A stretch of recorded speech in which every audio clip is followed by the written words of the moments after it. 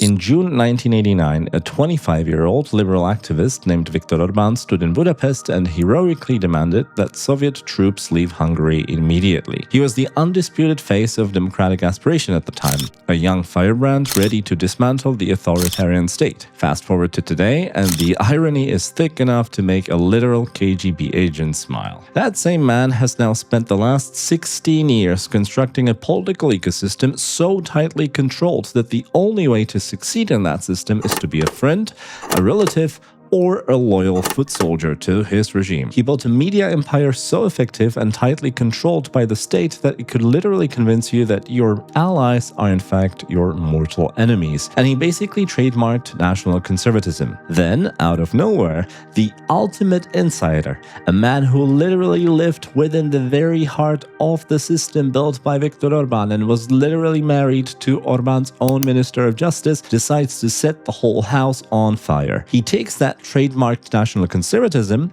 puts on a white fancy shirt, and starts leading the polls by promising to be exactly like the current leader, only without the industrial-scale corruption. As hundreds of thousands of Hungarians have now voted for Péter Magyar, the question isn't just whether this insider can win. The real question now is, what exactly his win will look like. Is he the progressive democratic savior that the European Union has been hallucinating about, or is he simply just Orbán 2.0? I'm Jan, this is Pragmatist, and today we're looking at Péter Magyar, the man who has just ended the era of the so-called Viktator after 16 long years. Now, to really understand Péter Magyar and his TISZA party, you have to first look at the moral bankruptcy that gave birth to his movement. For over a decade, Viktor Orbán actually built his legitimacy on what he said was the uncompromising protection of national identity and of children from what he termed woke globalist ideology. But this carefully created moral high ground actually went up in flames in February 2024. Back then, it was actually revealed that the country's own president, and of course a Fidesz party member herself, had secretly pardoned the deputy director of a state-run children's home. And his crime? Pressuring victims of sexual abuse that happened inside of that children's home to withdraw their testimonies against his pedophile superior in that children's home. The hypocrisy here was simply staggering. The party that had literally spent millions of taxpayer money on billboard campaigns claiming to protect children at all costs was suddenly caught red-handed, pardoning a man who actively covered up their abuse under the Fidesz's watch. The backlash actually triggered the largest street protest in Budapest since the fall of communism and forced the immediate resignation of the president herself, as well as the Justice Minister Judith Varga, who had co-signed the pardon. Now, into this massive vacuum stepped Judith Varga's ex-husband. On the exact day of her resignation, Péter Magyar posted a blistering critique of the Orbán regime. And what was different about him was that he didn't speak the language of the liberal elite from the Budapest bubble. No, he spoke the language of a betrayed Fidesz loyalist who suddenly realized that the system had devolved into a mafia state, essentially. And he followed this all up by releasing a secretly recorded tape of his ex-wife, the former justice minister of Fidesz, implicating senior government officials of Fidesz in corruption. And by airing the regime's dirty laundry using their own literal voices, Magyar immediately shattered Fidesz's illusion of untouchability in Hungarian politics. So now the question is, why is Magyar succeeding so much where a decade of traditional left-wing coalitions failed so spectacularly? The answer is actually quite simple, because he was manufactured in the exact same political laboratory as his current enemies. See, Magyar comes from a prominent Budapest legal family. His grandfather was a famous judge, and his great-uncle actually served as Hungary's president back in the day.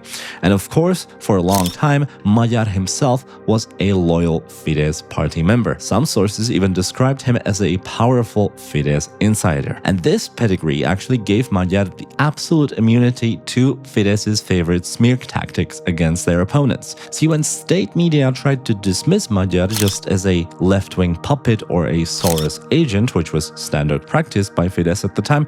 It just didn't work in the case of Magyar. He was everything else, just not this. He possessed a level of credibility that the traditional liberal opposition just could never manufacture, because not long ago he actually was in Orbán's own club and trying to write the rules for Fidesz. And this all should already sound alarm bells in your head actually, because Magyar's rise is definitely not a political fairy tale where everything is rosy. It is accompanied by fierce personal controversies that would have permanently ended a normal political career. His ex-wife published extensive allegations accusing Magyar of severe physical, emotional and verbal abuse. Another ex-girlfriend of his echoed similar accusations against Magyar.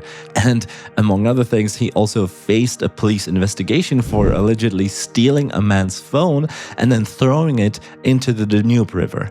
Very Eastern European. And in early 2026, the government amplified a secretly recorded sex tape of Magyar, which he then labeled a classic compromat material designed to destroy him ahead of the elections.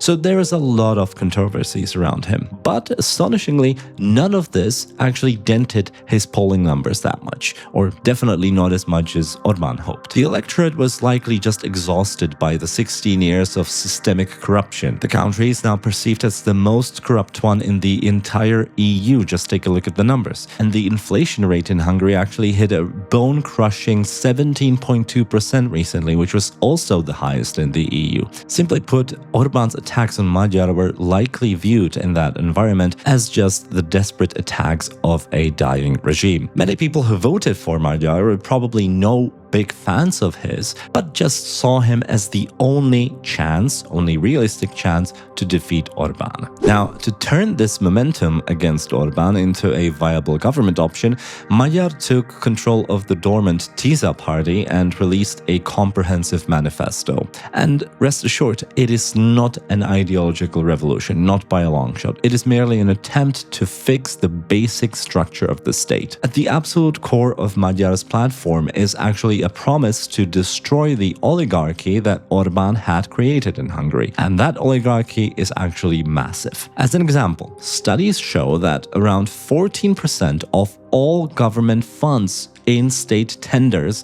have gone to only 42 companies, which are coincidentally owned by 12 of Orbán's closest friends and associates. Before Orbán came to power, just for comparison, those exact same companies only got a mere 1% of all government funding, and Magyar is promising to get rid of that corrupt system. He also promises to fix Hungary's public sector, increase teacher salaries by 25%, and, as an example, joins the European Public Prosecutor's Office. And I guess by opting into independent EU oversight, which Orbán had declined for ages, Magyar is signaling to Brussels that the era of state-sponsored corruption is over. And also, we shouldn't forget that by becoming friendlier to the EU, he primarily hopes to unlock the billions of euros of frozen Hungarian funds that are still stuck in Brussels because of Orbán's rule of law violations. And here's actually where the savior narrative that some Western observers love so much hits a brick wall. See, if you expect Péter Magyar to be a progressive visionary bringing a social revolution to Hungary, prepare to be very disappointed. Magyar is a deeply conservative nationalist who actually believes that Viktor Orbán didn't necessarily have the wrong ideology, he was just too corrupt. And to defeat Orbán, Magyar successfully reverse-engineered Orbán's own nationalist framework. He hasn't tried to build an entirely new political machine from scratch. He simply hijacked Fidesz's existing machinery, threw Orbán out, and is using the machine to steer the country back toward the west a little bit more. But at the core, it is very similar to Orbán, because there are actually many issues on which Magyar is remarkably aligned with what Fidesz has been campaigning for. For example, on migration, TISZA officially rejects the EU Migrant Pact, just like Fidesz, supports maintaining border fences, just like Fidesz, and actually wants to end the government's guest worker program.